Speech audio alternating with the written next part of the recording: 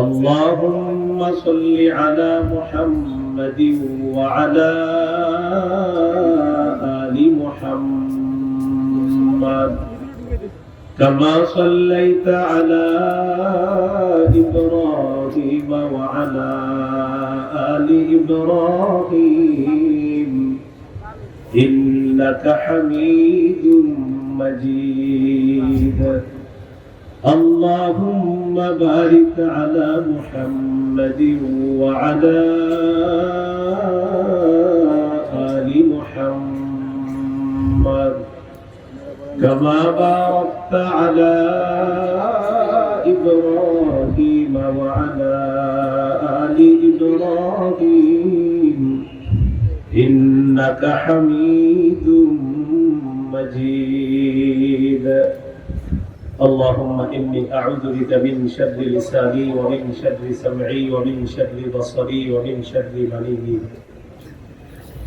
ইনসাফ ফাউন্ডেশন পল্লবীর উদ্যোগে July August গণ অভ্যুত্থান শহীদ ও ভাষা শহীদদের রুহের মাগফিরাত কামনায় দোয়া ও ইসলামী মহাসম্মেলনের গুরুত্বপূর্ণ আলোচনা পেশ করেছেন মাওলানা জুনায়েদ আল হাবিব দামাত বরকাতুহুম, প্রতিষ্ঠাতা প্রিন্সিপাল জামিয়া কাসিমিয়া আশরাফুল উলুম ঢাকা। উপস্থিত হযরত উলামায়ে কেরাম, মুসলমান ভাইরা, আল্লাহ তাআলার দরবারে শুকরিয়া আদায় করছি আল্লাহ আমাদেরকে এই মাহফিলে উপস্থিত হওয়ার তৌফিক দান করেছেন বলে আলহামদুলিল্লাহ। সূরা বাকারা 189 নম্বর আয়াতে কারিমা তেলাওয়াত করেছি। আয়াতে আল্লাহ তাআলা বলেন, ইয়াসআলুনাকা আনিল আহিল্লাহ, তারা আপনাকে নতুন চাঁদ সম্পর্কে জিজ্ঞাসা করে। কুল হিয়া মাওয়াকিতু লিন-নাসি ওয়াল হজ, আপনি বলে দেন চাঁদ হলো মানুষের কাজের সময় নির্ধারণ করার জন্য, বিশেষ করে হজের সময় নির্ধারণ করার জন্য চাঁদ। রমজান মাসের চাঁদের অপেক্ষায় আমরা থাকব। শাবান মাসের হিসাবটা ভালো করে গণনা করা সুন্নাহ। আবু দাউদের হাদিস 2325 নম্বর হাদিস। আম্মাজান আয়েশা সিদ্দিকা রাদিয়াল্লাহু তাআলা আনহার বর্ণনা, তিনি বলেন, কানা রাসূলুল্লাহ সাল্লাল্লাহু আলাইহি ওয়াসাল্লাম ইয়াতাহাফফাযু মিন শা'বান মা লা ইয়াতাহাফফাযু মিন গায়রিহি। রাসূলুল্লাহ সাল্লাল্লাহু আলাইহি সাল্লাম অন্যান্য মাসের চাইতে শাবান মাসের গণনার গুরুত্ব খুব বেশি দিতেন, হিসাব রাখতেন খুব গুরুত্ব সহকারে শাবান মাসের। তো শাবান গণনা করতে গিয়ে যদি শেষের দিকে এমন হতো, ফাইন গুম্মা আলাইহি, যদি আকাশ মেঘাচ্ছন্ন হতো, আদ্দা সালাসিনা ইয়াউমা, তাহলে 30 দিন গণনা করতেন।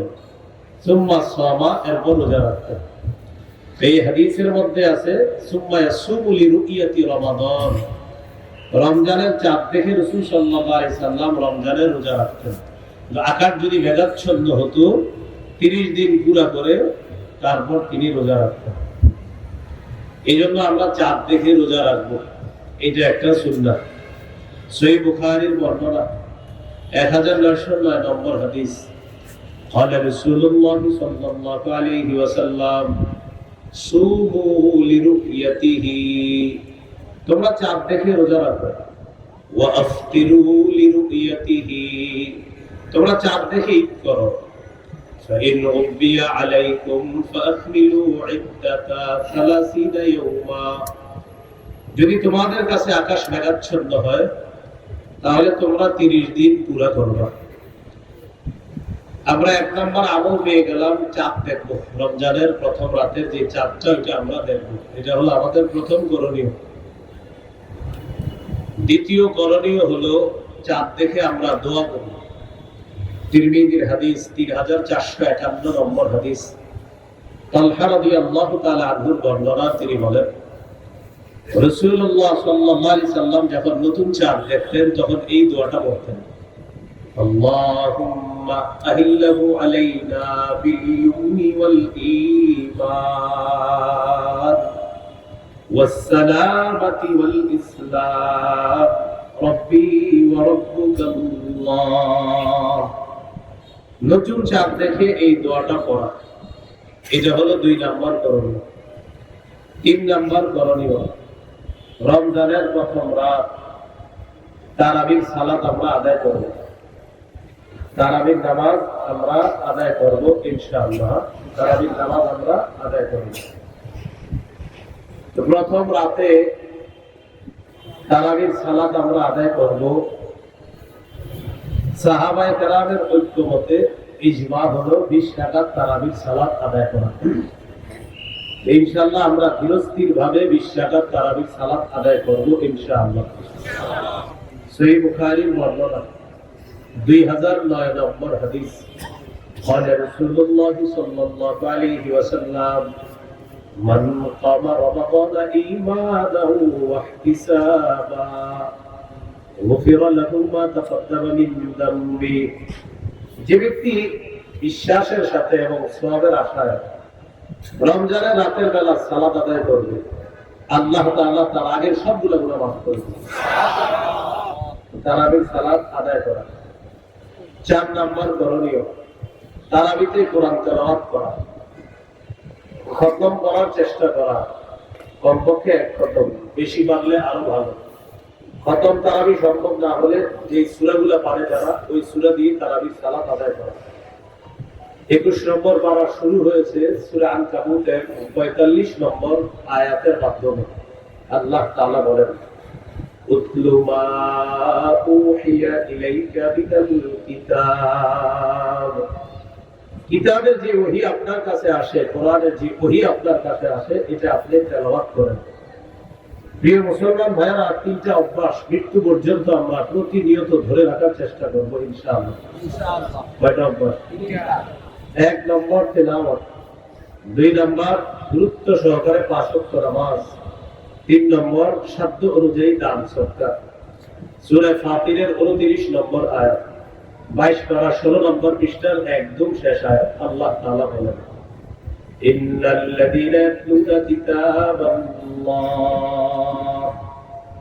ওয়া আকামুস সালাতা ওয়া আনফাকু মিম্মা রাযাকনাহুম সিররান ওয়া আলানিয়াতান ইয়ারজুনা তিজারাতান লান তাবুর। নিশ্চয়ই যারা আল্লাহর কিতাব তেলাওয়াত করে, ওয়া আকামুস সালাহ, যারা নামাজ কায়েম করে, ওয়া আনফাকু মিম্মা রাযাকনাহুম সিররান ওয়া আলানিয়া, যারা আমার দেয়া রিজিক থেকে গোপনে প্রকাশ্যে দান করে, ইয়ারজুনা তিজারাতান লান তাবুর। আল্লাহ তাআলা বলেন, তারা এমন ব্যবসার কামনা করে যে ব্যবসা কখনো ধ্বংস হবে না, লাভ আর লাভ। এই 3টা আমল নারী পুরুষ যারা সন্তান আদি তাদেরকেও শিখিয়ে দেওয়া। নিয়মিত তেলাওয়াত, 5 ওয়াক্ত নামাজ, নিয়মিত দান সদকা, 2 টাকা হলেও সদকা করা নিয়মিত। আল্লাহ তাআলা তৌফিক দান করেন। আমিন। রমজানে 4 নম্বর করণীয়, কোরআন তেলাওয়াত করা। রমজান তো কোরআন নাযিলের মাস। সূরা বাকারার 185 নম্বর আয়াত, 2 পারার 7 নম্বর পৃষ্ঠা শুরু হয়েছে যে আয়াতের মাধ্যমে। আল্লাহ বলেন, শাহরু রমাদানাল্লাযী উনজিলা ফীহিল কুরআন। রমজান মাস যেই মাসে কোরআন নাযিল করা হয়েছে, এটা কোরআন নাযিলের মাস। সহিহ বুখারীর বর্ণনা 1902 নম্বর হাদিস, 1902, এই হাদিসের মধ্যে আছে, কানা জিবরিল আলাইহিস সালাতু ওয়াস সালাম ইয়ালকাহু কুল্লা লাইলাতিন ফি রমাদান ইয়ারিদু আলাইহি নবী সাল্লাল্লাহু আলাইহি ওয়াসাল্লাম আল কুরআন। রমজান মাসে জিবরিল আলাইহিস সালাতু ওয়াস সালাম প্রতি রাতে নবীজির সাথে সাক্ষাৎ করতেন, আর নবীজি জিবরিল আমিনকে কোরআন প্রতিদিন জিবরিলকে শোনাইতেন। রমজান মাস কোরআন নাযিলের মাস। বেশি থেকে বেশি কোরআন তেলাওয়াত করার চেষ্টা করব, আল্লাহ তৌফিক দান করেন।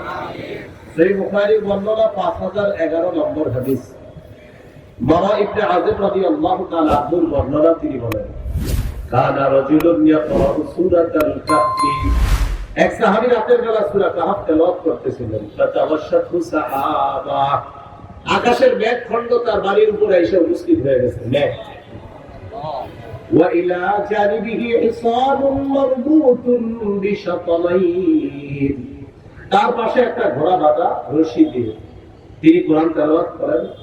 ফাজাআলা ফারাসুহু ইয়ানফিরু, তার ঘোড়াটা লাফায়, তিনি তেলাওয়াত করে ঘোড়া লাফায়। তেলাওয়াত বন্ধ করে দিলেন, মেঘ খণ্ডটা শূন্যে বিলীন হয়ে গেল। সহিহ মুসলিমে আছে আরজাতুল জাওয়ি, মেঘ খণ্ডটা শূন্যে বিলীন হয়ে গেছে। সাহাবী পরের দিন রাসূল সাল্লাল্লাহু আলাইহি সাল্লামের কাছে, আরজা এটা বুখারীতে, আরজাতুল জাওয়ি এটা মুসলিমে, আর বুখারীতে হলো এটা।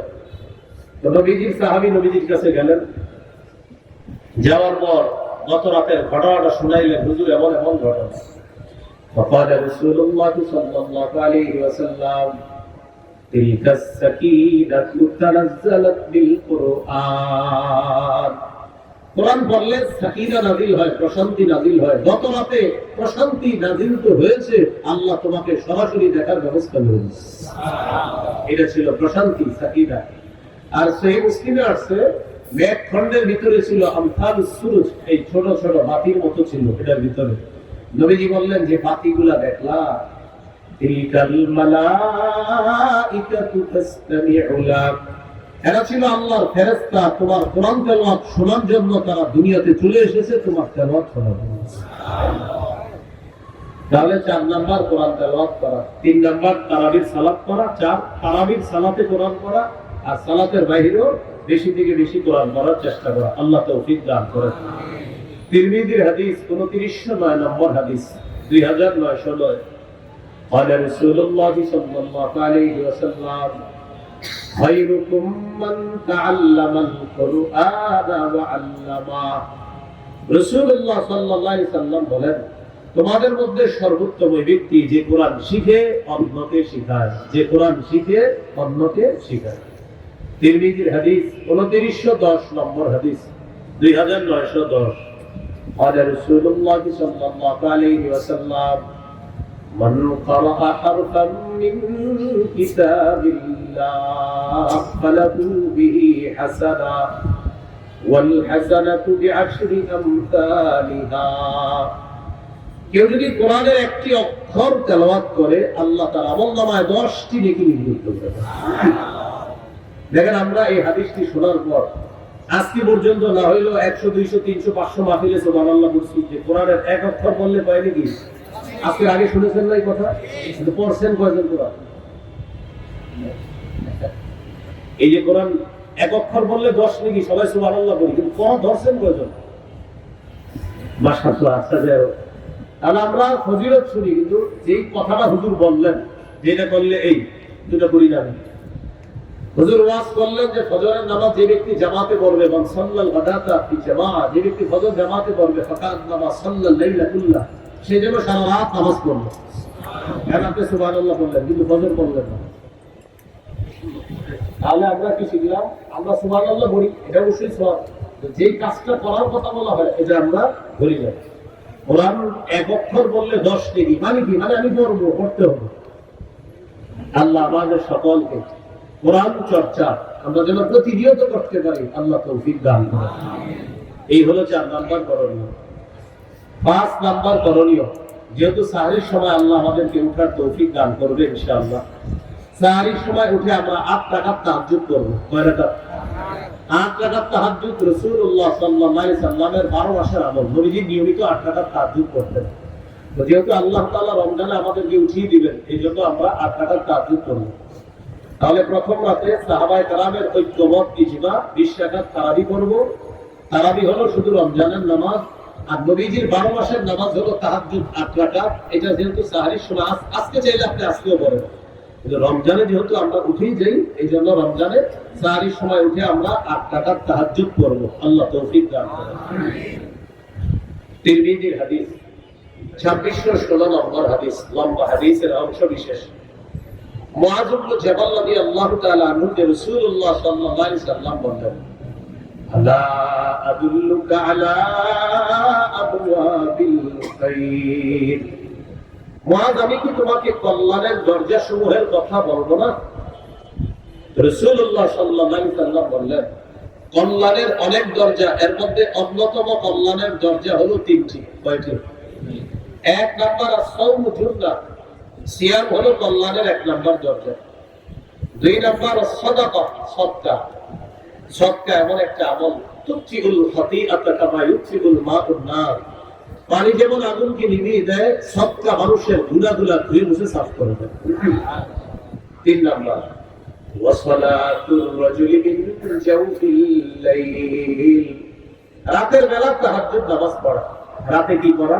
তাহাজ্জুদ নামাজ পড়া। তাহলে তিন নাম্বার তারাবি পড়া, চার নাম্বার তেলাওয়াত করা, পাঁচ নাম্বার তাহাজ্জুদ পড়া। তারাবি সাহাবায়ে কেরামের ঐক্যমতে 20 রাকাত তারাবি শুধু রমজানের আমল, আর 8 রাকাত তাহাজ্জুদ 12 মাসের আমল। চেষ্টা করব 12 মাস করার জন্য, কিন্তু 12 মাস যেহেতু কর্মব্যস্ততার কারণে আমরা উঠতে পারি না, শরীর ক্লান্ত থাকে, তাই ফজরের সময় উঠি। রমজানে যেহেতু আমরা উঠবো সাহরি খাওয়ার জন্য, ইনশাআল্লাহ রমজানে সাহরির সময় 8 রাকাত তাহাজ্জুদ করার চেষ্টা করব। আল্লাহ তৌফিক দান করুন।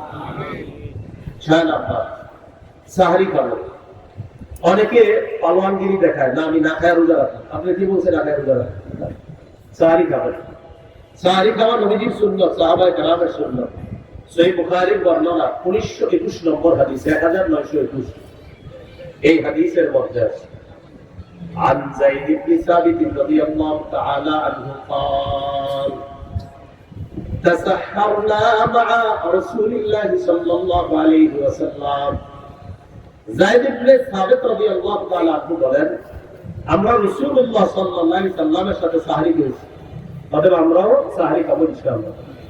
সহিহ বুখারীর 1923 নম্বর হাদিস, 1923। قال رسول الله صلى الله عليه وسلم تسحروا فإن في السحور بركتان। তোমরা সাহরি খাও, সাহরির মধ্যে বরকত আছে। সাহরিতে কি আছে? বরকত। সহিহ ইবনের হাদিস, রাসূলুল্লাহ সাল্লাল্লাহু আলাইহি সাল্লাম বলেছেন, হালুমু ইলাল গাদাইল মুবারাক, এই তোমরা কোথায় আসো, আসো বরকতপূর্ণ খাদ্যে অংশগ্রহণ করার জন্য আসো।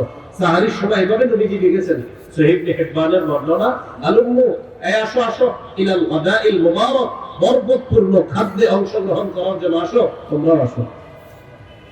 তাহলে সাহরি এটা বরকতপূর্ণ খাদ্য, এটা অংশগ্রহণ করবো, এটা খাবো আমরা ইনশাআল্লাহ। ইন্নাল্লাহা ওয়া মালাইকাতাহু ইউসাল্লুনা আলাল মুতাসাহহিরিন। সাহরির সময় যারা জাগ্রত হয়, তাহাজ্জুদ করে, সাহরি খায়, তাদের উপর আল্লাহ রহমত নাযিল করেন। ফেরেশতারা আল্লাহকে বলে, আল্লাহ এই লোক সাহরির সময় উঠেছে, জাগ্রত হয়েছে, তাহাজ্জুদ করছে, সাহরি খাইতেছে, আপনি তাকে মাফ করেন, আপনি তাকে মাফ করেন, আপনি তাকে মাফ করেন। আমরা সাহরি খাবো ইনশাআল্লাহ। সাহরিতে খেজুর খাবো, প্রতিদিন খেজুর খাওয়া। এমনি তো মুসলমানের খেজুর প্রতিদিন খাওয়া, আজকে আপনি খাবেন, কালকেও খাবেন সকালবেলা। আর সাতটা আজওয়া যদি খেতে পারেন সকালে, লামজাদুররুহু সুম্মুন, বিষও আপনার কোনো ক্ষতি করতে পারবে না।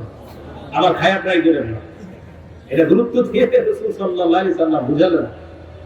আজওয়া খাওয়া, আজওয়া বা খেজুর, মধু, কালিজিরা, এগুলো মুসলমানের ঐতিহ্যগত খাদ্য, এগুলো ঘরে থাকা উচিত। বাচ্চাকে সামান্য সামান্য খেজুর খাওয়া না, এরা খাওয়ায় আশা তেঁতুল, পরে মেধা হয় খারাপ। ভালো জিনিস খাওয়াতে হবে।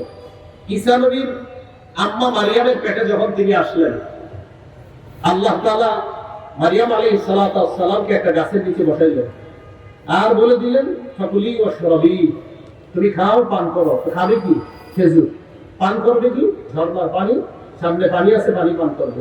তো খেজুর কোথেকে আসবে? মুফাসসিরিনে কেরাম লেখেন যে মারিয়াম খেজুর গাছে ধরলেই, ওটা না দিলেই আল্লাহ খেজুর ব্যবস্থা করে দিবেন। কারণ আমি যে বিষয়টা বুঝাইতে চাই, এত খাদ্য থাকতে মারিয়ামের জন্য আল্লাহ খেজুর কেন নির্বাচন করলেন? এত খাদ্য, এই জন্য গর্ভবতী নারীদেরকে খেজুর খেতে দিবেন। এরা খালি তেঁতুল খেতেছে, আর আপনারও তেঁতুল খাওয়ার পরে ওই সন্তান মেধা কমায়। তেঁতুলে তো এমনি মেধা কমায়, তেঁতুল চাইলেও দিবেন না, খেজুর খেতে হবে। তেঁতুল চাইলে বলবেন খেজুর খাও। মাদারি বুঝে আসছে? খেজুর খেতে হবে। সাহারিতে খেজুর খাওয়া মুমিনের সবচেয়ে শ্রেষ্ঠ খাদ্য। قال رسول الله صلى الله عليه وسلم نعم سحور المؤمن التام। রাসূলুল্লাহ সাল্লাল্লাহু আলাইহি সাল্লাম বলেন, সাহারিতে খেজুর খাওয়া এটা মুমিনের কতই না নিয়ামতে পরিপূর্ণ খাদ্য, তারা খেজুর খাবে। তাহলে ইলিশ মাছ, গরুর গোশত, মুরগি, ভাত যাই খান, সাথে খেজুর রাখবেন। এই জন্য খেজুর ভাগ করে দিবেন, এটা ইফতার, এটা সাহারি। সাহারিতে অবশ্যই আমরা খেজুর খাবো। সর্বশেষ কথা, কেন খাবো? আমার নবীজি এটাকে উত্তম বলেছে তাই খাবো, বাস। আল্লাহ তাআলা তৌফিক দান করুন। সাহারি একটু বিলম্ব করে করা, ইফতারি একটু তাড়াতাড়ি করা। আজিলুল ইফতার ওয়া আখিরুস সাহুর, তোমরা ইফতার প্রথম সময় করবা তাড়াতাড়ি, আর সাহারি একটু বিলম্ব করে করবা, যাতে শরীরের শক্তিটা সঞ্চয় হয়। এখানে একটা মাসালা বলে রাখা দরকার। আপনি সাহারি খাওয়ার পরে দেখতেন এখনো সাহারির সময় বাকি আছে 40 মিনিট 30 মিনিট, তখনও তাহাজ্জুদ করতে পারবেন না। অনেকে মনে করে খায়া ফেললে আর তাহাজ্জুদ করা যাবে না। না, তাহাজ্জুদের সম্পর্ক খাবারের সাথে না, সময়ের সাথে। যতক্ষণ ফজরের শুরু সময় না হবে, আপনি খান বা না খান তাহাজ্জুদ করতে পারবেন। তাহলে সাহারির আগেও তাহাজ্জুদ করতে পারবেন, খাওয়ার পর যদি সময় থাকে তখনও কি করতে পারবেন? তাহাজ্জুদ করতে পারবেন। কমন এই প্রশ্নটা মুসল্লিরা ইমাম সাহেবদেরকে করে যে খাওয়ার পরে তাহাজ্জুদ করা যাবে কিনা। তাহাজ্জুদের সম্পর্ক খাবারের সাথে না, সময়ের সাথে। আল্লাহ তাআলা আমাদেরকে মনে রাখার তৌফিক দান করুন। এই হলো 6 নম্বর করণীয়। 7 নম্বর করণীয়, সাহরি খাওয়ার পর রোজা রাখা শুরু করলাম, আমরা রোজা রাখবো। সহিহ বুখারীর বর্ণনা 1901 নম্বর হাদিস। এই হাদিসের মধ্যে আছে, قال رسول الله صلى الله عليه وسلم من صام رمضان إيمانا واحتسابا غفر له ما تقدم من ذنبه। রাসূলুল্লাহ সাল্লাল্লাহু আলাইহি সাল্লাম বলেন, যে ব্যক্তি ঈমানের সাথে এবং বিশ্বাসের সাথে সওয়াবের আশায় দিনের বেলা রোজা রাখে, তার আগের সব গুনাহগুলো মাফ করে দেন। তিরমিজির 614 নম্বর হাদিস। قال رسول الله صلى الله عليه وسلم الصوم جنة حصينة। রাসূলুল্লাহ সাল্লাল্লাহু আলাইহি সাল্লাম বলেন, রোজা হলো জাহান্নাম থেকে বাঁচার মজবুত ঢাল, মজবুত প্রতিবন্ধক হলো রোজা। আল্লাহ আমাদের সকলকে সম্পূর্ণ মাস, পুরা মাসে একদম প্রতিটা রোজা যেন গুরুত্ব সহকারে রাখতে পারে, আল্লাহ তৌফিক দান করেন।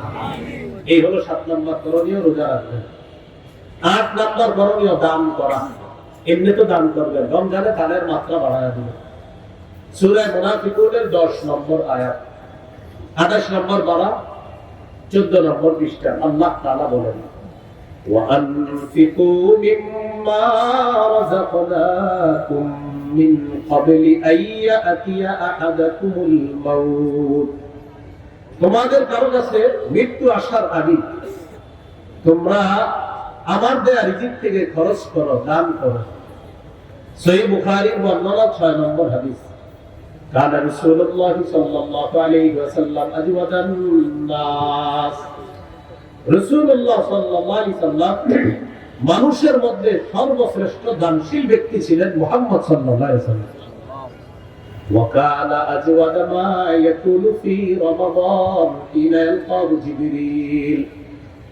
রমজান মাসে রাসূলুল্লাহ সাল্লাল্লাহু আলাইহি সাল্লামের দান করার মাত্রাটা আরো বেড়ে যেত, তিনি প্রচুর পরিমাণে দান করতেন রমজান মাসে। তাহলে রমজানে আমরা বেশি থেকে বেশি দান করার চেষ্টা করব ইনশাআল্লাহ। 9 নম্বর করণীয়, রমজান মাসে বেশি বেশি নফল ইবাদত করা। আবু দাউদের হাদিস, এই হাদিসের মধ্যে আছে 864 নম্বর হাদিস আবু দাউদের। এই হাদিসের মধ্যে আছে, قال رسول الله صلى الله عليه وسلم إن أول ما يحاسب الناس به يوم القيامة من أعمالهم الصلاة। রাসূলুল্লাহ সাল্লাল্লাহু আলাইহি সাল্লাম বলেন, কিয়ামতের ময়দানে মানুষের আমলের মধ্যে সর্বপ্রথম হিসাব হবে নামাজের। এক্ষেত্রে অনেকের একটা প্রশ্ন থাকে, এক হাদিসের মধ্যে আছে কিয়ামতের ময়দানে সর্বপ্রথম হিসাব হবে রক্তের, আবার এই হাদিসের মধ্যে আছে সর্বপ্রথম হিসাব হবে নামাজের। এটা আমার সাথে সাধারণ যারা আপনারা বললে মনে থাকবে, বলেন আল্লাহর হকের ক্ষেত্রে সর্বপ্রথম নামাজের হিসাব হবে, বান্দার হকের ক্ষেত্রে সর্বপ্রথম রক্তের হিসাব হবে। তাহলে আল্লাহর হকের হিসাব হবে নামাজের, আর বান্দার হকের ক্ষেত্রে হিসাব হবে রক্তের। ওই যে হত্যা করছে অন্যায়ভাবে মানুষ, এটার হিসাব হবে। তো যখন হিসাব হবে, فإن كانت تامة كتبت تامة। ফরজ ইবাদতগুলো যদি পরিপূর্ণ হয়, তার আমল নামায় যে সওয়াবটা, এই সওয়াবটাও পরিপূর্ণ দেওয়া হবে। ফরজ ইবাদত পরিপূর্ণ, সওয়াব পরিপূর্ণ। وإن كان انتقص منها شيئا আর যদি ফরজের মধ্যে ত্রুটি থাকে, ঘাটতি থাকে, আল্লাহ তাআলা ফেরেশতাদেরকে বলবেন আমার বান্দার নফল ইবাদত আছে কিনা দেখো। তো নফল ইবাদত যেগুলো থাকবে আল্লাহ বলবেন আতিম্মু ফরিদাতাহু মিন তাতাব্বুহি, বান্দার নফল আমলের মাধ্যমে ফরজের ঘাটতি পূরণ করে দাও। একটু আপনারা শুনেন, আপনাদের অনেকের মধ্যে প্রশ্ন ইমাম সাহেবদেরকে করেন, হুজুর সুন্নাত না করলে কি গুনাহ হবে? এটা নতুন এই প্রশ্নগুলো একদম মানুষ আপনাদেরকে শিখিয়ে দেয় আমল থেকে দূরে রাখার জন্য। কি বলে সুন্নাত না করলে কি হবে? গুনাহ হবে। আমাকে যদি জিজ্ঞাসা করেন ইনশাআল্লাহ 30 সেকেন্ডের বেশি তো আপনি কথা বলতে পারবেন না, এটা আমি শুনি। কারণ আমি আপনাকে বলবো, আপনি আগে বলেন জান্নাত আপনার জন্য ওয়াজিব হোক, এটা আপনি চান কি চান না? বলেন সবাই। হাদিসে আসছে নবী বলেন 12 রাকাত সুন্নাত যে নিয়মিত করবে তার জন্য জান্নাত ওয়াজিব হয়ে যায়। এখন আপনি বলেন জান্নাত কি ওয়াজিব, চান কি চান না? যে ব্যক্তি প্রশ্ন করবে হুজুর সুন্নাত না করলে কি সমস্যা হবে, তারে পাল্টা এটা বলবেন নবীজি বলেন 12 রাকাত সুন্নাত করলে জান্নাত ওয়াজিব। আপনি বলেন জান্নাত ওয়াজিব চান, এটা কি আপনি চান আপনার জন্য জান্নাত ওয়াজিব হোক? আরে ভয় পড়ে যাবে, কি বলি, তখন বলবে হ্যাঁ আমিও চাই। তখন আপনি বলবেন তাহলে সুন্নাত করেন, যা প্রশ্ন করেন না, সুন্নাত করুন। আপনাকে বলবে সুন্নাত না করলে কি গুনাহ হবে, আপনি বলবেন সুন্নাত করলে জান্নাত ওয়াজিব হবে। আপনি কি চান জান্নাত ওয়াজিব হোক? তখন সে টেনশনে পড়ে যাবে, হ্যাঁ কমু না না কমু, না কইলে তো নাউজুবিল্লাহ কোনো মুসলমান না করতে পারে না। তখন সে বলবে হ্যাঁ আমিও চাই, আমার জন্য জান্নাত ওয়াজিব হোক। তখন বলবেন যান সুন্নাত করেন, সুন্নাত করলে জান্নাত ওয়াজিব হবে। এই জন্য এই জাতীয় প্রশ্ন করলে আপনি পাল্টা এটা বলে ফেলবেন। আল্লাহ আমাদেরকে মনে রাখার তৌফিক দান করুন। আমিন। তাহলে বলছিলাম নফলের মাধ্যমে ফরজের ঘাটতি পূরণ হবে, এটা 9 নম্বর করণীয়, প্রচুর নফল ইবাদত করব। 10 নম্বর করণীয় নেক কাজ যত বেশি করা যায়।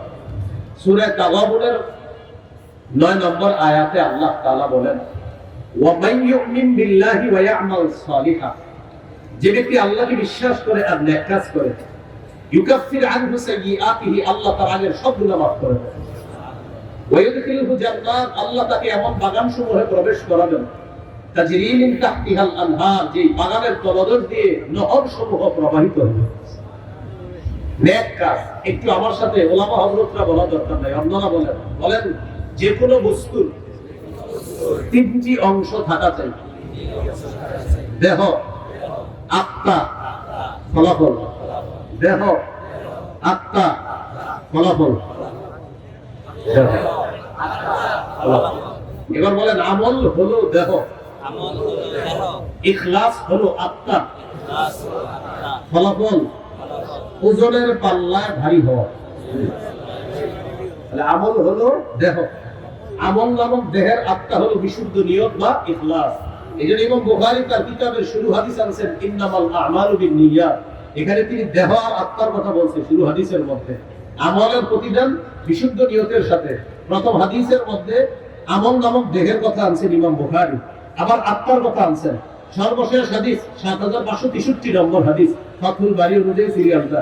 এই হাদিসে আনছে ইমাম বুখারী সাকিলাতান ফিল মিজান। প্রথম হাদিসে শিখাইলেন যে মানুষ শোনো, প্রথম হাদিসে তোমাদেরকে আমি শিক্ষা দিলাম আমল নামক দেহ, আর এই আমল নামক দেহের আত্মা অর্জন করবা বিশুদ্ধ নিয়ত আর ইখলাসের মাধ্যমে। যদি এটা অর্জন করতে পারো, সর্বশেষ হাদিস দিয়ে বুঝায় সাকিলাতান ফিল মিজান, তোমার আমল ইখলাস ওয়ালা যদি হয়, এটা যদি একটু কমও হয় ওজনের পাল্লায় ভারী হয়ে যাবে। এই জন্য 3টা অংশ থাকা চাই: দেহ, আত্মা, ফলাফল। দেহ হলো আমল, আত্মা হলো ইখলাস, ফলাফল ওই ইখলাস ওয়ালা আমল ওজনের পাল্লায় ভারী হয়ে যাবে। রমজানে বেশি থেকে বেশি নেক আমল করব, বলি ইনশাআল্লাহ। আল্লাহকে সবাই দেখতে চাই তো ইনশাআল্লাহ। 2 শর্ত মৌলিক আল্লাহকে দেখা। কয় শর্ত? 2 শর্ত। সূরা কাহফের 110 নম্বর আয়াত, মানে সর্বশেষ আয়াতে আল্লাহ বলেন ফামান কানা ইয়ারজু লিকা রাব্বিহি ফালইয়ামাল আমালান সালিহা, যে ব্যক্তি তার রবের সাক্ষাৎ কামনা করে, ফালইয়ামাল আমালান সালিহা, সে যেন এক কাজ করে। 2 নম্বর ওয়ালা ইউশরিক বিইবাদাতি রাব্বিহি আহাদা, সে যেন তার রবের ইবাদতে কাউকে শরীক না করে, অংশীদার না বানায়। আল্লাহ আমাদেরকে এই রমজানে বেশি থেকে বেশি নেক আমল করার তৌফিক দান করেন। 11 নম্বর দোয়া করা।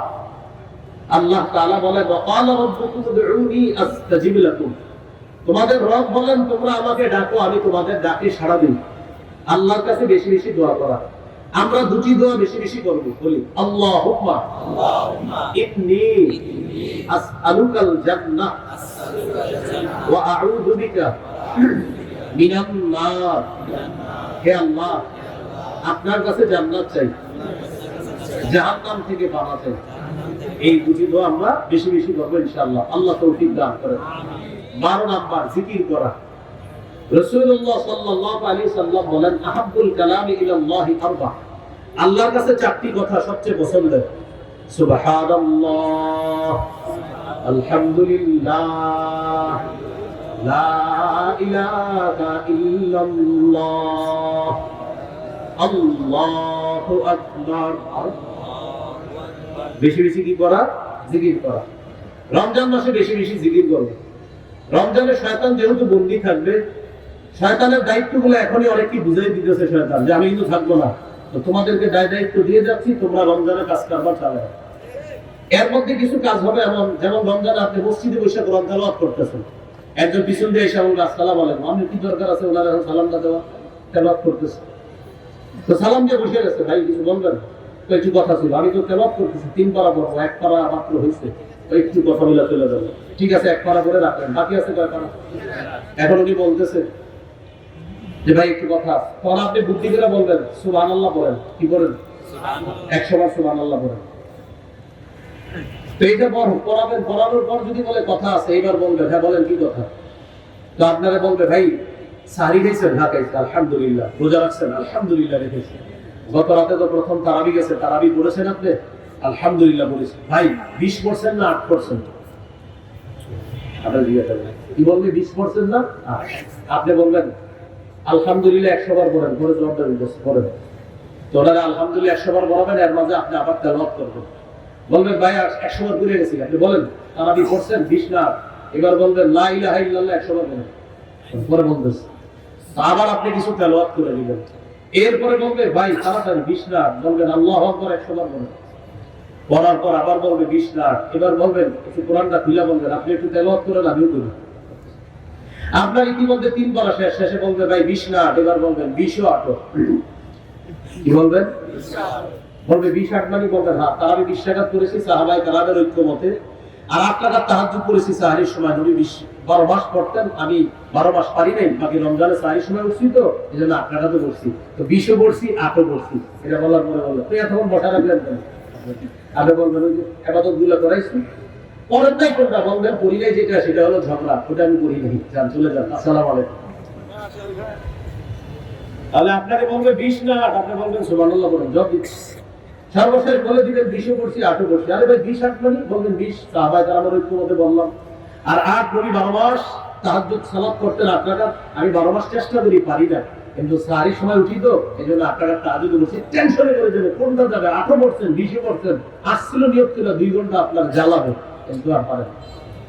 আমি কিন্তু বলি নাই কে জ্বালাবে। এখন যদি কেউ আমার গায়ে দেন যে হুজুর আপনি কাকে বললেন, যদি মনে করেন আপনারই অভ্যাস আছে, তো ওয়াজটা আপনাকেই করছি, সত্যি বলছি, এখানে এরকম থাকলে আপনাকেই ওয়াজ করব। আর যদি বলেন নাই অভ্যাস আমার মধ্যে নেই, তো আপনাকে ধরে ওয়াজ করা আমি আপনাকে করি বলে। বেদাতের ওয়াজ করলে অনেকে বলে হুজুর কাকে বললেন, আমি তো বেদাতই দেব। বেদাত কে? আমি বলি যে করে বেদাত। আর যেটাকে, যেটাই তো সে, যে বেদাত করে সে। আপনি করেন কিনা সেটা বলেন। যদি বলে না কি বলেন, না আপনাকে বলি নেই, আপনি সেজদাতের খবরে না, আপনি বাৎসরিক একটু আর কি হালকা মাথা দিলে, তো ওয়াজ আপনারই করছি। এই জন্য অপরাধ আমাদের দেশের একটা নিয়ম, আপনি ওয়াজ করবেন, অপরাধ প্রত্যেকে নিজের গায়ে নেয়, তো যারা নেয় বলবেন তো মাশাআল্লাহ ওয়াজটা আপনারই করছে হুজুর, আজকে আল্লাহ ছেড়ে দেন, এই অপরাধ ছেড়ে দেন। আল্লাহ আমাদেরকে বুঝার তৌফিক দান করেন। তাহলে 20 ও পড়ছি 8 ও পড়ছি। 20 পড়ছি সাহাবায়ে কেরামের ঐক্যমতে তারাবি, 8 পড়েছি 12 মাসের আমল তাহাজ্জুদ, 12 মাস চেষ্টা করি পারি না, রমজান আল্লাহ তৌফিক দিয়েছে তাই পড়লাম। যেটা পড়ি নাই সেটা হলো ঝগড়া, এটা পারি না। আসসালামু আলাইকুম, চলে যাচ্ছি। এই হলো 12 নাম্বার জিকির করা। 13 নাম্বার ইফতার করা, সারাদিন রোজা রাখার পর ইফতার করবেন। 14 নাম্বার ইফতার করানো। 13 হলো ইফতার করা, 14 ইফতার করানো। ঢাকা শহরের মানুষ চিন্তা করে আমার প্রতিবেশী ধনী, ওখানে কি ইফতার পাঠাবো না, ধনী প্রতিবেশীকে ইফতার পাঠাবেন, রোজাদারকে ইফতারের সওয়াব এটা কামাই করার জন্য ধনী প্রতিবেশীর বাসায়ও ইফতার পাঠাবেন। 15 নাম্বার ইফতারের সময় দোয়া করা। তিরমিজির হাদিস 3598 নম্বর হাদিস। রাসূলুল্লাহ সাল্লাল্লাহু আলাইহি সাল্লাম বলেন, সালাসাতুন লা তুরাদ্দু দাওয়াতুহুম, তিন ব্যক্তির দোয়া ফিরিয়ে দেওয়া হয় না। আস-সাইমু হাত্তা ইফতিরা, রোজাদার যখন ইফতার সামনে নিয়ে দোয়া করে ইফতারের সময় তার দোয়া ফিরিয়ে দেওয়া হয় না। দুই নম্বর, ওয়াল ইমামুল আদিল, ন্যায়পরায়ণ পুরুষ শাসক। কি শাসক? একবার বলেন, ন্যায়পরায়ণ কি শাসক? ন্যায়পরায়ণ পুরুষ শাসকের দোয়া ফিরিয়ে দেওয়া হয় না। আল্লাহ যেন কিয়ামতের আগে আমাদের দেশে আর কোনো নারী শাসক না আনে। কেন না আনে? সবাই বলেন কেন? জোরে বলেন কেন? জোরে বলেন কেন? قال رسول الله صلى الله عليه وسلم لن يفلح قوم ولو امرهم امرأتان, বুখারীর বর্ণনা, রাসূলুল্লাহ সাল্লাল্লাহু আলাইহি ওয়াসাল্লাম বলেন, ওই জাতি কিছুতেই সফল হবে না যে জাতি তাদের নেতৃত্বে কোনো নারীকে বসায় দেয়। এইজন্য কিয়ামতের আগে যেন আর কোনো নারী নেত্রী না আসে। আল্লাহ যেন আমাদের দেশে একজন এমন পুরুষ শাসক বসায় দেয়। আমিন। তিন নম্বর, দাওয়াতুল মাজলুম, মাজলুমের দোয়া ফিরিয়ে দেওয়া হয় না। এই তিনটি দোয়া ফিরিয়ে দেওয়া হয় না। এর মধ্যে একটা হলো রোজাদারের দোয়া। 16 নম্বর করণীয় ইতিকাফ করা শেষ দশকে। 17 নম্বর লাইলাতুল কদর তালাশ করা। দেখেন, যারা চান যে আমি লাইলাতুল কদর সহজে পেতে চাই, তা আপনার জন্য সহজ পথা হলো ইতিকাফ করা। তাহলে 16 নম্বর ইতিকাফ। সহিহ বুখারীর বর্ণনা 2033 নম্বর হাদিস, উম্মুল মুমিনিন আয়েশা সিদ্দিকা রাদিয়াল্লাহু তাআলা আনহার বর্ণনা, তিনি বলেন, কানা রাসূলুল্লাহ সাল্লাল্লাহু আলাইহি ওয়াসাল্লাম ইয়াতাকিফু ফিল আশরিল আওয়াখির মিন রমাদান, রাসূলুল্লাহ সাল্লাল্লাহু আলাইহি ওয়াসাল্লাম রমজানের শেষ দশকে ইতিকাফ করতেন। নবীজি সাল্লাল্লাহু আলাইহি ওয়াসাল্লাম রমজানের শেষ দশকে ইতিকাফ করতেন। ইতিকাফ করা অবস্থায় আমরা লাইলাতুল কদর অবশ্যই পেয়ে যাব ইনশাআল্লাহ। এইজন্য লাইলাতুল কদর 17 নম্বর, এটা তালাশ করা। 21, 25, 27, 29, 21, 23, 25, 27, 29 বেজর রাত্রিগুলোতে লাইলাতুল কদর তালাশ করব। বুখারীতে আব্দুল্লাহ ইবনে আব্বাস রাদিয়াল্লাহু তাআলা আনহুর একটা বর্ণনা আছে, তিনি বলেন 24তম রজনীতেও লাইলাতুল কদর তালাশ করো। বুখারীতে 24তম। এইজন্য যেহেতু নবীর একজন সাহাবীর বক্তব্য আছে, সমস্যা কি এক রাতে বেশি তালাশ করব, সমস্যা তো না, ইবাদত করলে সমস্যা নেই। 21, 23, 24, 25, 27, 29 সূরাতুল কদরের 3 নম্বর আয়াত, লাইলাতুল কদরি খায়রুম মিন আলফি শাহর, লাইলাতুল কদর 1000 মাসের চাইতে উত্তম। আর এই ব্যাপারে বুখারীর বর্ণনা, এই যে মাশাআল্লাহ আমাদের হাফেজে বুখারী, আল্লাহ তাকে কবুল করেন, আমিন। তিনি একটি হাদিস পড়ছেন, সর্বশেষ যে হাদিসটা তিনি আজকে তেলাওয়াত করলেন, মাইয়াকুম লাইলাতুল কদরি ঈমানান ওয়া ইহতিসাবা, যে ব্যক্তি লাইলাতুল কদরে জাগ্রত হবে ঈমানের সাথে এবং সওয়াবের আশায়, গফিরা লাহু মা তাকাদ্দামা মিন যামবি, তার আগের সবগুলা গুনাহ মাফ করে দেওয়া হবে। তাহলে 17 নম্বর লাইলাতুল কদর তালাশ করা। 18 নম্বর সাদকাতুল ফিতর আদায় করা। এটা উলামায়ে কেরামের সাথে পরামর্শ করে আপনারা আদায় করে নেওয়ার চেষ্টা করবেন, আল্লাহ তৌফিক দান করেন। এই হলো আজকের আলোচনার প্রথম পার্ট। দ্বিতীয় পার্ট একটু সংক্ষেপে বলছি, আমি আদান দিয়ে দিব ইনশাআল্লাহ। দ্বিতীয় পার্টটা বেশি গুরুত্বপূর্ণ। রমজানে বর্জনীয় 1 নম্বর বর্জনীয় বিবাদ বর্জন করা আর অশ্লীলতা বর্জন করা। বিবাদ আর অশ্লীলতা বর্জন করা। সহিহ বুখারীর বর্ণনা 1904 নম্বর হাদিস, 1904। এই হাদিসের মধ্যে আছে রাসূলুল্লাহ সাল্লাল্লাহু আলাইহি ওয়াসাল্লাম বলেন, ইযা কানা ইয়াউমু সাওমি আহাদিকুম ফালা ইয়ারফুত ওয়ালা ইয়াসখাব ওয়া ফি রিওয়ায়া ওয়ালা ইয়াজহাল, তোমাদের কেউ যখন রোজা রাখবা, রোজা রাখা অবস্থায় কেউ গালি দিবা না, উল্টা পাল্টা কথা বলবা না, মুখে কোনো অশ্লীল বাক্য আনবা না, অশ্লীল কর্ম করবা না। ফাইন সাবাহু আহাদুন আও কাতালা, কেউ যদি রোজাদারের সাথে ঝগড়া করে, লড়াই করে, অথবা বাদানুবাদে লিপ্ত হয়, ঝগড়ায় লিপ্ত হয়, ফালিয়াকুল, রোজাদার তখন বলবে, ইন্নী সাইম, আমি রোজাদার। বুখারীর অন্য বর্ণনা আছে আপনি 2 বার বলবেন, ইন্নী সাইম, ইন্নী সাইম, আমি রোজাদার, আমি রোজাদার। বুখারীর অন্য বর্ণনা আছে ফালিয়াকুল ইন্নী সাইমুন মাররাতাইন, সে যেন 2 বার বলে, আমি রোজাদার, আমি রোজাদার। তাহলে বলি, এই রমজানে যদি আমাদের সাথে কেউ ঝগড়া করতে আসে, আমরা 2 বার বলে দিব কি, আমি রোজাদার, আমি রোজাদার। আপনি অন্যদিকে যান। আল্লাহ আমাদেরকে ঝগড়া থেকে হেফাজত করুন, আমিন। 2 নম্বর, অনর্থক কথাবার্তা বর্জন করা। অনর্থক কথাবার্তা মানে দরকার নাই, শুধু শুধু অনর্থক কথাবার্তা বর্জন করা। সহিহ বুখারীর বর্ণনা 2477 নম্বর হাদিস, রাসূলুল্লাহ সাল্লাল্লাহু আলাইহি ওয়াসাল্লাম বলেন, ইন্নাল্লাহা কারিহা লাকুম সালাসা, আল্লাহ তোমাদের জন্য 3টি বিষয় অপছন্দ করেছে। প্রিয় মুসলমান ভাইরা, আল্লাহ আমাদের জন্য কয়টি বিষয় অপছন্দ করেছেন? তিলা ওয়া কাল, 1 নম্বর অনর্থক কথাবার্তা আল্লাহ অপছন্দ করেছেন। 2 নম্বর ওয়া ইদাআতাল মাল, সম্পদ নষ্ট করা আল্লাহ অপছন্দ করেছেন।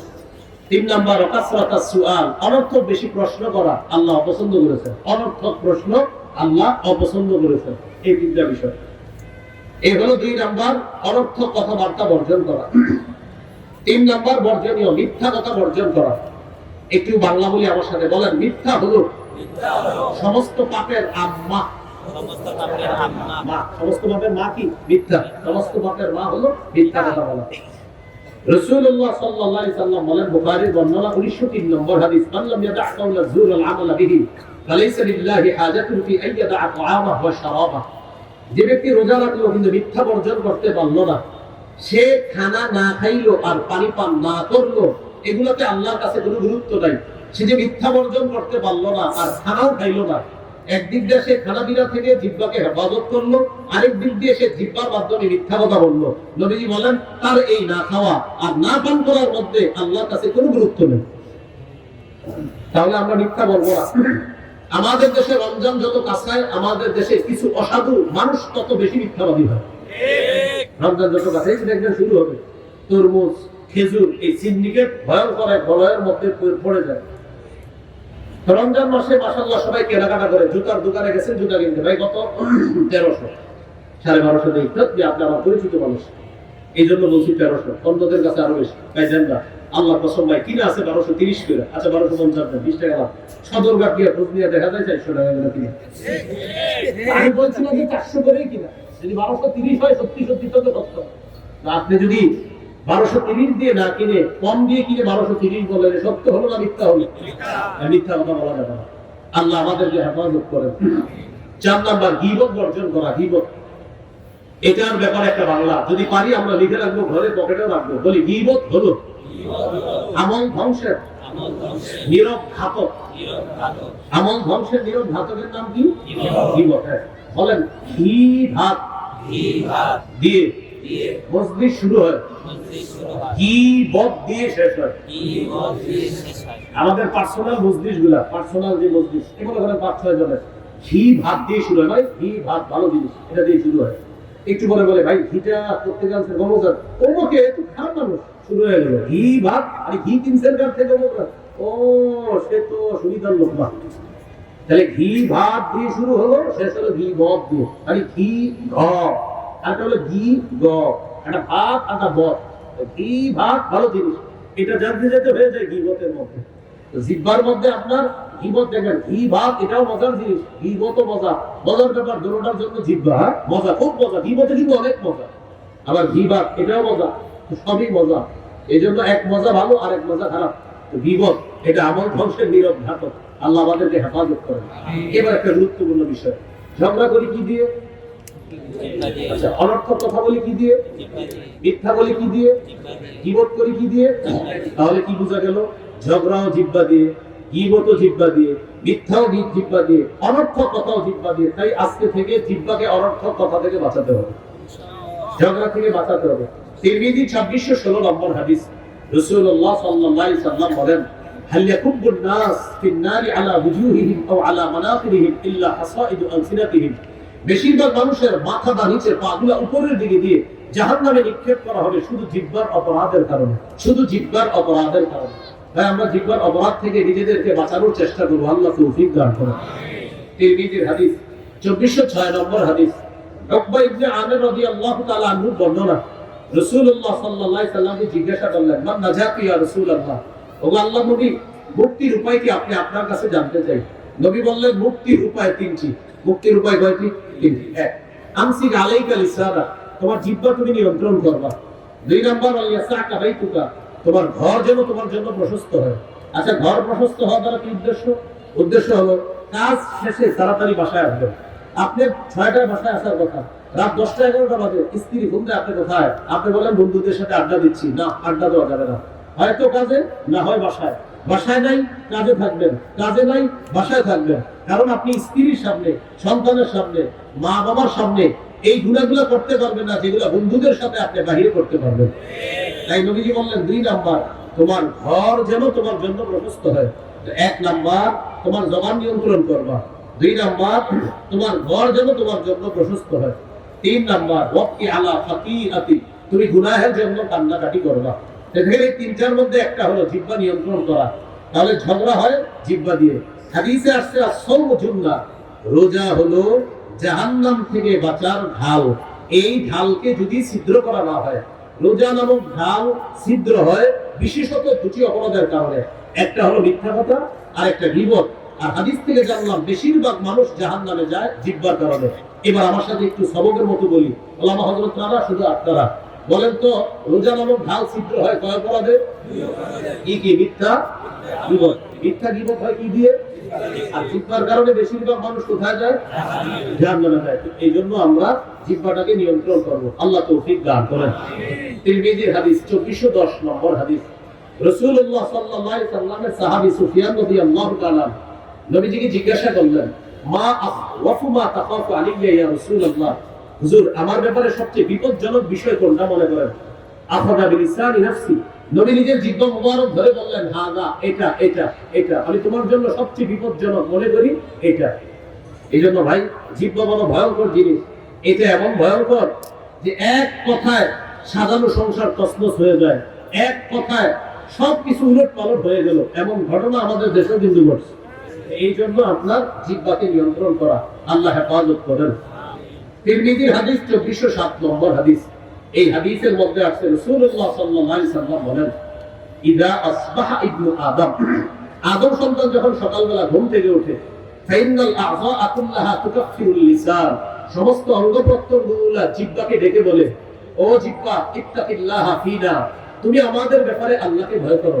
ফাইন্নামা নাহনু বিকা, আমরা তোমার দ্বারাই নিয়ন্ত্রিত। জিহ্বা তুমি আমাদের ব্যাপারে আল্লাহকে ভয় করো, আমরা তোমার মাধ্যমে নিয়ন্ত্রিত। ফাইন ইসতাকামতা ইসতাকামনা, তুমি সোজা থাকলে আমরা সোজা। ওয়া ইন ওয়াজাজতা ওয়াজাজনা, তুমি বাঁকা হলে আমরা বাঁকা। বলি তো ভাই, রোজা নামক ঢাল ছিদ্র হয় কয় অপরাধে? কি কি? গীবত মিথ্যা হয় কি দিয়ে? সমস্ত অঙ্গ বস মানে কাকে? জিহ্বাকে। প্রতিদিন সকালে বলে, জিহ্বা তুমি আমাদের বস, তুমি ঠিক থাকবা আমরা ঠিক, তুমি বাঁকা হবা আমরা বাঁকা। তিরমিজি 2408 নম্বর হাদিস দিয়ে শেষ করছি। রাসূলুল্লাহ সাল্লাল্লাহু আলাইহি ওয়াসাল্লাম বলেন, মান ইয়াতাকাফফালু লিমা বাইনা লাহইহি ওয়া মা বাইনা রিজলাইহি আতাকাফফালু লাহু বিল জান্নাহ, যে ব্যক্তি দুই চোয়ালের মাঝে জিহ্বা আর দুই রানের মাঝে লজ্জাস্থানে দুইটা অঙ্গের নিশ্চয়তা আমাকে দেয় যে সে গুনাহ করে না, আতাকাফফালু লাহু বিল জান্নাহ, আমি তাকে জান্নাতে নেওয়ার জিম্মাদার হয়ে যাব। তাহলে কয়টা বর্জনীয় শুনলাম? 4টা। ও আর দুটো বাকি আছে জানেন। 1 নাম্বার ঝগড়া বর্জন করা, 2 নাম্বার অনর্থক কথা বর্জন করা, 3 মিথ্যা বর্জন করা, 4 গীবত বর্জন করা, 5 নাম্বার লৌকিকতা বর্জন করা। কি বর্জন করা? লোক দেখানো ইবাদত বর্জন করা। সিয়াম আল্লাহর জন্য, সাহরি আল্লাহর জন্য, ইফতারি আল্লাহর জন্য, করানো ইফতারি সব তার জন্য, আল্লাহর জন্য। বুলুগুল মারাম হাদিসের একটা কিতাব, এই কিতাবের 440 নম্বর হাদিসের বর্ণনা। রাসূলুল্লাহ সাল্লাল্লাহু আলাইহি ওয়াসাল্লাম বলেন, ইন্না আখওয়াফা মা আখাফু আলাইকুম আশ-শিরকুল আসগর আর-রিয়া, তোমাদের ব্যাপারে আমি সবচেয়ে আশঙ্কা করি ছোট শিরকের। সেই ছোট শিরক হলো লোক দেখানো ইবাদত করা। আল্লাহ আমাদেরকে লোক দেখানো ইবাদত করা থেকে হেফাজত করেন। হাদিসের একটা কিতাব আছে সহিহ ইবনে খুযাইমা, এই কিতাবের 2 নম্বর খণ্ড 140 নম্বর পৃষ্ঠা। রাসূলুল্লাহ সাল্লাল্লাহু আলাইহি ওয়াসাল্লাম বলেন, শোনো তোমরা, ইয়াকুম আশ-শিরকাস সারাঈর, তোমরা গোপন শিরক থেকে বাঁচো। সাহাবীরা বললেন, হুজুর গোপন শিরক কি? দেখেন নবী কি বলেন। নবীজি বললেন, ইয়াকুমু রাজুল ফায়ুসাল্লি, কোন ব্যক্তি নামাজে দাঁড়ায়, ফায়ুযাইয়িনু সালাতাহু জাহিদান লিমা ইয়ারা মিন নাযরিন নাসি ইলাইহি, নামাজ সুন্দর করে এই নিয়তে মানুষ যেন তার নামাজ দেখে বলে, বাবা কত সুন্দর নামাজ। হ্যাঁ, নবীজি বলেন, যাকা শিরকুস সারাঈর, এটা গোপন শিরক। এক ব্যক্তি নামাজে দাঁড়ায়, রুকু সুন্দর মতো করে, সেজদা সুন্দর মতো করে, এই নিয়তে মানুষ আমার রুকু সেজদা দেখে বলবে, বাবা কি অসাধারণ ভাবে নামাজ করে, কত সুন্দর রুকু, কত সুন্দর সেজদা। তাহলে তার নিয়ত মানুষকে দেখানো, এটা হলো গোপন শিরক। এক সাহাবী প্রশ্ন করলেন, হুজুর কেউ যদি আল্লাহকে খুশি করার জন্য রুকু সেজদা সুন্দর করে, আর যদি মানুষ প্রশংসা করে, বুখারী 757 নম্বর হাদিসে আছে, রুকু করতে হবে ধীরস্থির ভাবে, সেজদা করতে হবে ধীরস্থির ভাবে। তো কেউ যদি রুকু সেজদা সুন্দর ভাবে করে, কার জন্য? আল্লাহর জন্য। মানুষ যদি প্রশংসা করে, মাশাআল্লাহ তার রুকু সুন্দর, সেজদা সুন্দর, হুজুর এটাও কি রিয়া হবে, লোক দেখানো ইবাদত হবে? নবীজি বললেন, না, এটা লোক দেখানো ইবাদত হবে না। তিলকা আজিলু বুশরাল মুমিন, সহিহ মুসলিমের ইবারত, এটা মুমিনের জন্য দুনিয়াতে নগদ সুসংবাদ। তাহলে কোন ব্যক্তি যদি আল্লাহকে খুশি করার জন্য ইবাদত সুন্দর করে মানুষ যদি প্রশংসা করে, এটা আল্লাহর পক্ষ থেকে বান্দার জন্য দুনিয়াতে নগদ সুসংবাদ। এই হলো 5 নাম্বার বর্জনীয়, লৌকিকতা বর্জন করা। 6 নাম্বার বর্জনীয়, অপচয় করব না। কি করব না? অপচয়। অপচয় দুইটা আরবি কোরআনে আছে। আপনার অনেক আরবির মধ্যে দুইটা উল্লেখযোগ্য। এক জায়গায় আছে ওয়ালা তুসরিফু, আরেক জায়গায় আছে ওয়ালা তুবাযযিরু। ওয়ালা তুসরিফু অর্থ অপচয় করো না, তুবাযযিরু অর্থ অপচয় করো না। লা তুসরিফু অপচয় করো না, লা তুবাযযিরু অপচয় করো না। দুই অপচয় করো না পার্থক্য কি? এখানে অনেক ছাত্র ভাইরা আছেন, আমার সাথে একটু বললে সুন্দর হবে। বলেন, বৈধ কাজে মাত্রাতিরিক্ত খরচ করাকে ইসরাফ বলে।